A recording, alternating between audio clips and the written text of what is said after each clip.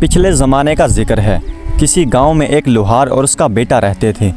एक दिन बेटा अपने बाप से कहने लगा, अब्बा अब्बा मेरे लिए एक छुरी बनाओ जिसकी धार बहुत तेज़ हो। बाप ने कहा, बेटा छुरी भली ना कठारी, ये तो बताओ तुमने छुरी का करना क्या है।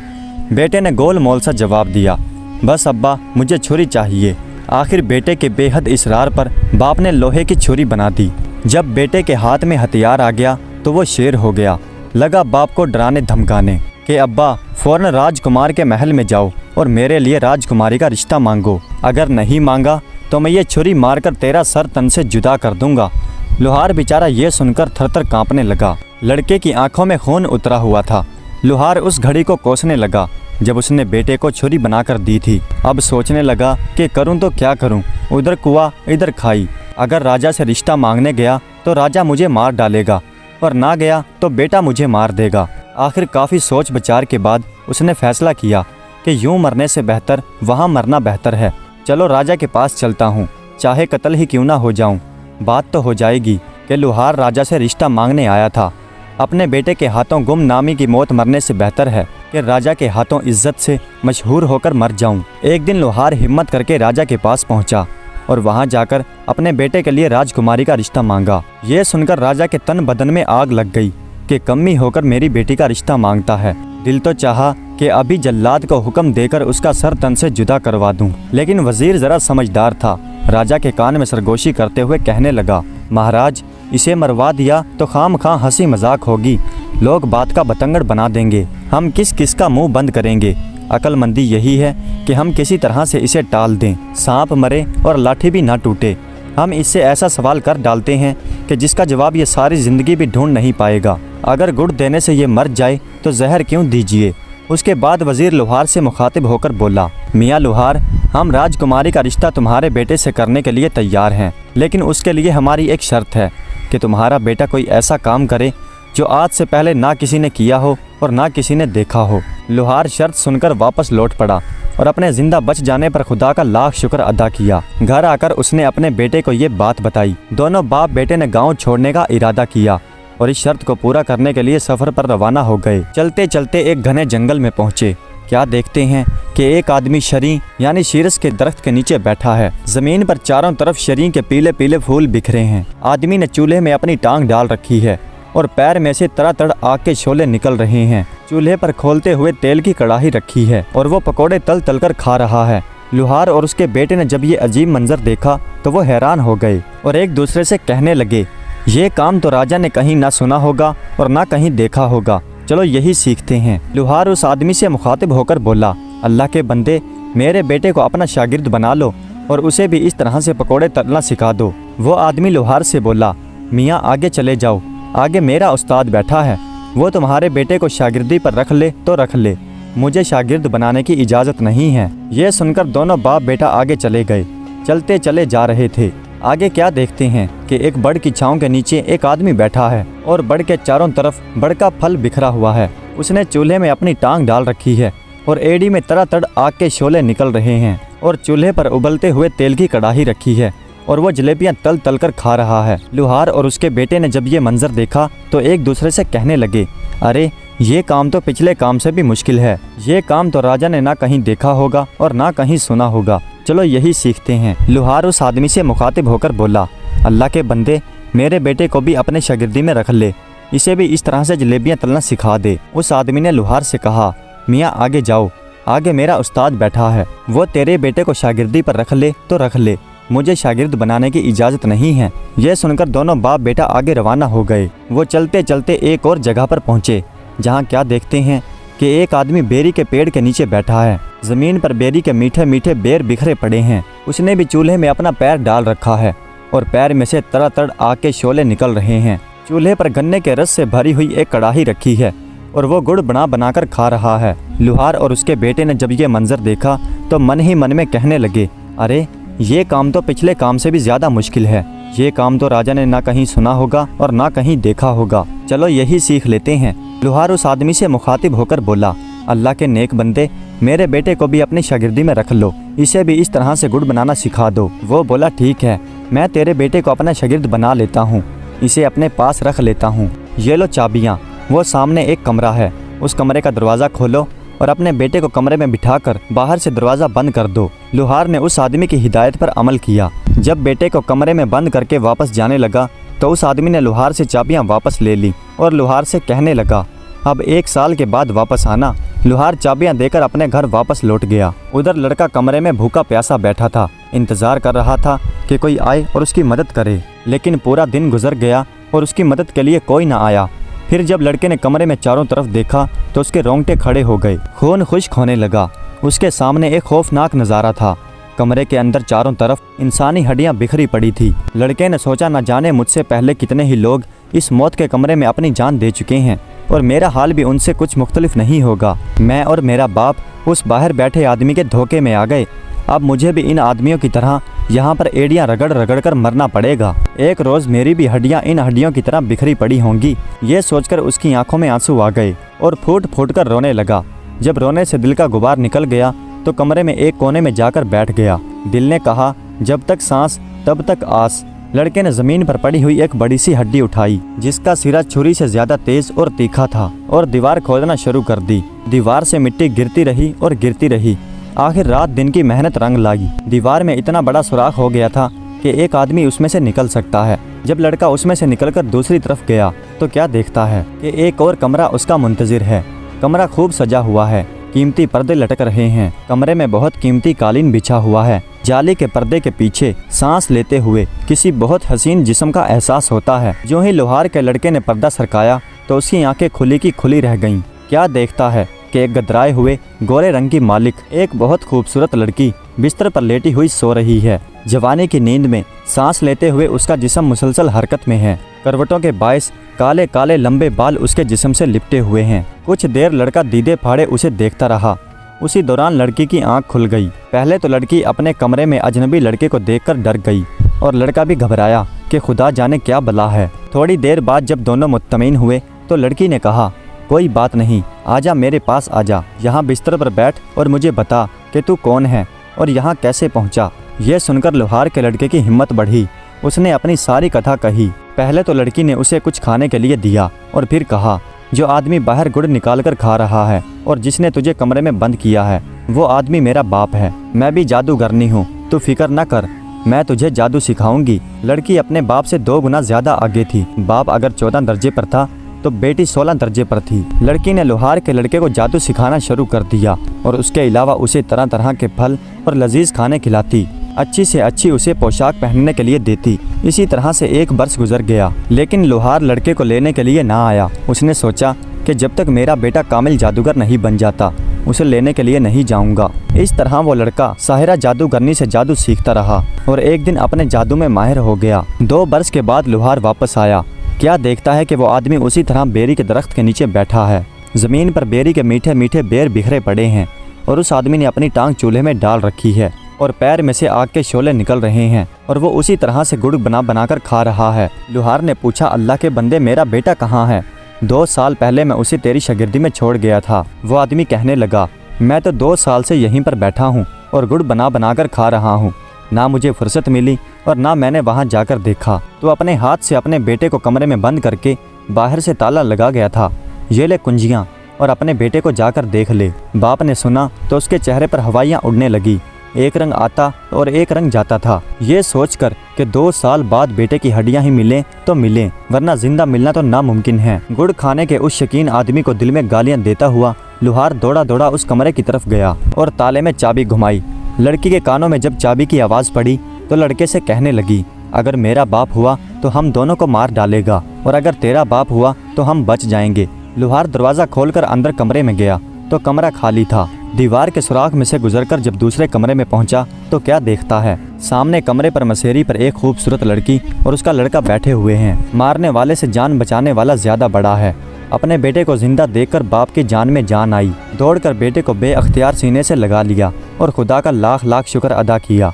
उसके बाद लड़के ने अपने बाप को लड़की का तारुफ करवाया। असल हकीकत से जब लोहार वाकिफ हुआ तो वो कांप कर रह गया। उसने उसके बेटे की जान बचाने पर लड़की का शुक्रिया अदा किया। वो खूबसूरत जादूगरनी साहिरा कहने लगी, अब तुम दोनों के बचने की फ़कत एक ही आस है और वो ये कि ए लोहार, तू रोता पीटता और सिसकता हुआ बाहर मेरे बाप के पास जा और उसे जाकर कह कि मेरा बेटा भूख प्यास से मर गया। तुमने उसे बाहर निकाला ही नहीं। अब मुझे इतनी इजाज़त तो दे कि उसकी हड्डियों को किसी कपड़े में बांध कर ले जाऊं, ताकि उसकी हड्डियों को दफन कर सकूं। लुहार रोता हुआ कमरे से बाहर निकला। जैसा लड़की ने समझाया था उसने वैसा ही किया। गुड़ बनाता और खाता हुआ वो आदमी बोला, हाँ हाँ हड्डियाँ ले जा, मैंने उनका क्या करना है। और उस बूढ़े जादूगर ने हड्डियाँ ले जाने के लिए एक बड़ी सी चादर भी फराहम कर दी। लुहार दोबारा कमरे में आया और लड़की की बताई गई हिदायत के मुताबिक अपने बेटे को चादर में छुपा लिया। जब बेटे को चादर में छुपाए कंधे पर उठाकर बाहर जाने लगा तो लड़की बोली, मेरी एक बात पल्ले से बांध लो, मैंने तुम्हारे लड़के को जो जादू सिखाया है उस जादू के जरिए रास्ते में ही कहीं कमाई करना शुरू न कर देना। अगर तुमने रास्ते में ही अमीर होना शुरू कर दिया तो मेरे बाप को पता चल जाएगा और फिर वो तुझे और तेरे बेटे को नहीं छोड़ेगा। खूबसूरत साहिरा कमरे में ही रही। लुहार ने उस लड़की से कहा कि बेटी तू भी हमारे साथ चल, अपने संगदिल और जालिम बाप से रिहाई हासिल कर। लेकिन लड़की ना मानी और कहने लगी कि इस तरह से हम तीनों ही पकड़े जाएंगे और वैसे भी अब मेरा जीना मरना यहीं पर है, यहाँ से भागकर मैं कहाँ जाऊंगी। लुहार अपने बेटे को कपड़े में लपेटे कंधे पर उठाए बाहर निकला। उसने चाबियों का गुच्छा दूर ही से जादूगर की तरफ फेंक दिया, जो अभी तक बैठा गुड़ बना रहा था और साथ ही साथ खा रहा था। जादूगर ने उसकी तरफ कुछ ज्यादा ध्यान नहीं दिया, चाबियां उठाई और फिर से अपने काम में मसरूफ हो गया। जब लुहार सफ़र किए उस आदमी से कहीं दूर निकल आया तो उसने अपने कंधे से नीचे उतारा, फिर अपने बेटे को चादर से बाहर निकाला और दोनों ने खुदा का शुक्र अदा किया कि उन दोनों की जान बच गई। और फिर से बाप बेटों ने सफ़र का आगाज़ शुरू किया। वो चले जा रहे हैं और चले जा रहे हैं और चलते चलते जंगल से बाहर निकल आए। अब वो हरे भरे खेतों में पहुंच गए। एक जगह क्या देखते हैं कि रहड़ चल रहा है, बैल घूम रहा है और कुएं से पानी निकल रहा है। पास ही एक जिम्मेदार खड़ा है। लुहार का लड़का अपने बाप से कहने लगा, अब्बा मैं तुम्हें एक जादू दिखाता हूँ, मैं एक मंत्र पढ़ूंगा और बैल बन जाऊंगा, तुम मुझे जमींदार को बेच देना, लेकिन याद रखना मेरा रस्सा उतार लेना, उसे साथ मत देना। लड़के ने कुछ पढ़ा और फिर बैल बन गया और फिर दोनों चलते चलते जमींदार के पास पहुँचे। जमींदार ने इस कदर खूबसूरत और पला हुआ बैल देखा तो कहने लगा, बाबा जी क्या तुमने बैल को बेचना है? लुहार ने कहा, हाँ बेचना है। जमींदार ने पूछा, क्या लोगे? लुहार ने कहा, 5.25 रुपये। जमींदार को सोच में डूबे हुए देखकर लुहार बोला, मेरा बैल बहुत अच्छा है, अगर तुझे यकीन न आए तो इसे हल में जोड़कर देख ले। जमींदार ने बैल को रहट में जोड़ा। बैल खूब पानी निकालने लगा, उसके पहले वाले बैल से भी कहीं ज्यादा। जमींदार बैल को देखकर राजी हो गया और उसे खरीदने के लिए भी मान गया। लुहार कहने लगा, लेकिन मैंने अपना रस्सा नहीं देना। जमींदार बोला, कोई बात नहीं, तुम अपना रस्सा उतार लो, मैं खुद ही अपना नया रस्सा डाल लूँगा।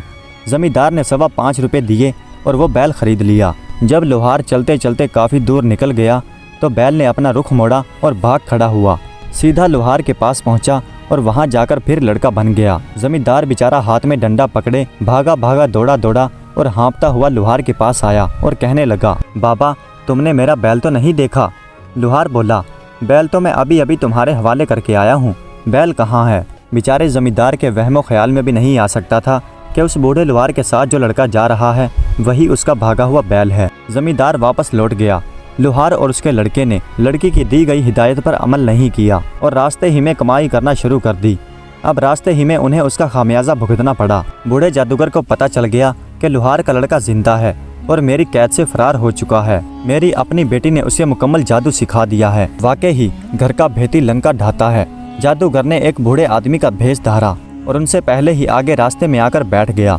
लुहार के लड़के को क्योंकि पहले ही कामयाबी मिली थी, इसलिए उसने फिर से लालच किया और इस बार ऊँट बनने का सोचा। अब्बा इस बार तू मेरे बदले पूरे 9 रुपये मांगना और 1 रुपया भी कम मत करना, और याद रहे मेरे साथ नकेल मत देना।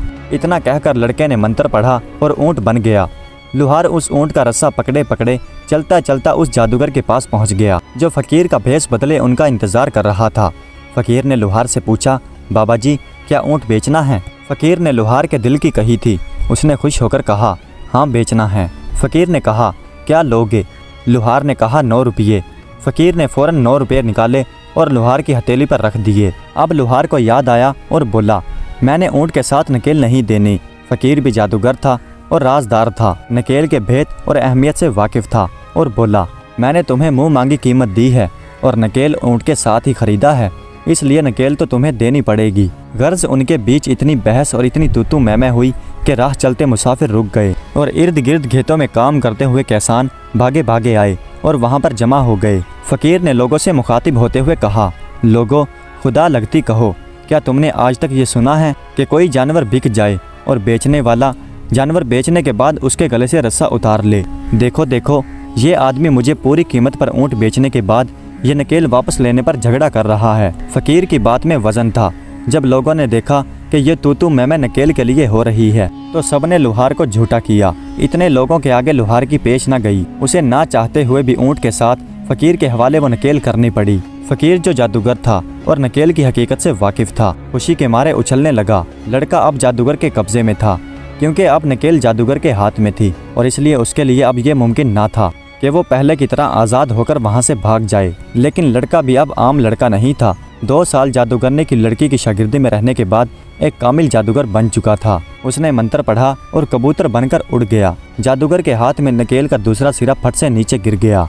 उसने पीछे मुड़कर देखा तो ऊँट का कहीं नामो निशान भी नहीं था और नकेल नीचे ज़मीन पर घिसट रही थी। अब जादूगर ने भी मंत्र पढ़ा और बाज बनकर कबूतर के पीछे लग गया।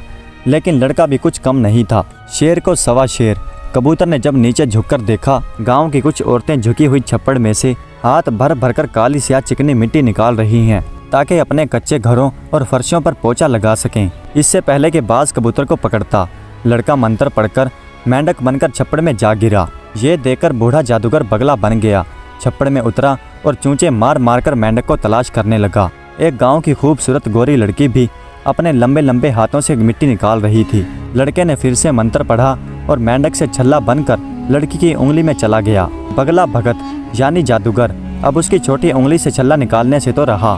थोड़ी देर बाद औरतें मिट्टी बर्तनों में डालकर अपने घरों की तरफ चल पड़ी। जैसे ही लड़की अपने घर पहुंची, जादूगर बगले से फ़कीर बन गया और सदा लगाते हुए उनके घर पर जा पहुंचा। लड़की छन्ने में आटा डाले दरवाजे पर आई। जादूगर बोला, बेटी, मैंने आटा नहीं लेना, मैंने तो वो छल्ला लेना है जो तुम्हारे दाएं हाथ की छोटी उंगली में है। ये बात सुनकर लड़की को गुस्सा आ गया। तू कौन होता है मुझसे ये छल्ला मांगने वाला? जब यह तकरार लड़की के माँ के कानों में पड़ी तो वो भी दरवाजे पर आ गई। अब जो माँ को असल बात पता चली तो वो लड़की से बहुत खफा हुई। माँ शक्की मजाज औरत थी। लड़की से कहने लगी, तू तो छप्पड़ से मिट्टी लेने गई थी, ये छोटी उंगली में छल्ला कहाँ से पहनवा कर आ गई? बता, तेरे किस यार ने ये छल्ला दिया? इसे फौरन उतार और फेंक। आ लेने दे तेरे बाप को, सब बताती हूँ। इससे पहले कि तू कोई चांद चढ़ाए, कर देती हूँ तेरे हाथ पीले। लड़की बेचारी अजीब मुसीबत में फंस गई थी। उसने अपनी छोटी उंगली से छल्ला निकालकर फेंक दिया। फ़कीर इसी इंतज़ार में छल्ले पर आंख रखे खड़ा था। उसने छल्ला पकड़ने के लिए हाथ आगे बढ़ाया। लड़का फिर छल्ले से कबूतर बनकर उड़ गया और जादूगर बाज बनकर उसके पीछे लग गया। आखिर राजा का महल आ गया। दोनों उसके ऊपर उड़ रहे थे। राजा कचहरी लगाए बैठा था।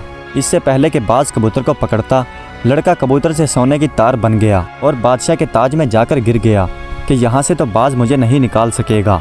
जादूगर फिर बाज से फ़कीर बन गया और बादशाह के सामने आकर सदा लगाई। राजा ने कहा, मांग, क्या मांगता है? फ़कीर ने कहा, राजा, तेरे ताज के अंदर जो सोने का तार है वो मुझे दे दे। ये बात सुनकर राजा को बहुत हैरत हुई कि मेरे ताज में सोने का तार कहाँ से आया। ये सोचकर उसने एक हाथ ऊपर उठाया कि ताज में हाथ डालकर देखे तो सही। जो ही राजा ने ताज में हाथ डाला और राजा के हाथ में आते ही तस्बीह बनकर टूट गया और ज़मीन पर बिखर गया। फ़कीर फ़ौरन मुर्गा बनकर उन्हें चुगने लगा और लड़का देखते ही देखते मोतियों से बिल्ला बनकर उसने मुर्गे को पकड़कर दबोच लिया और वहीं पर मार दिया। राजा दम बखुद हैरान परेशान ये सब कुछ देख रहा था। हैरत से उसकी आंखें फटी जा रही थी। ऐसा मंजर राजा ने कभी अपनी आंखों से नहीं देखा था। उधर मुर्गे को मारने के बाद लड़का अपनी असल हालत में वापस आ गया था और आगे बढ़कर राजा के रूबरू आदाब बजा लाया। राजा, जो अभी तक हैरत में डूबा हुआ था, बामुश्किल ही बोला, ये सब क्या माजरा है?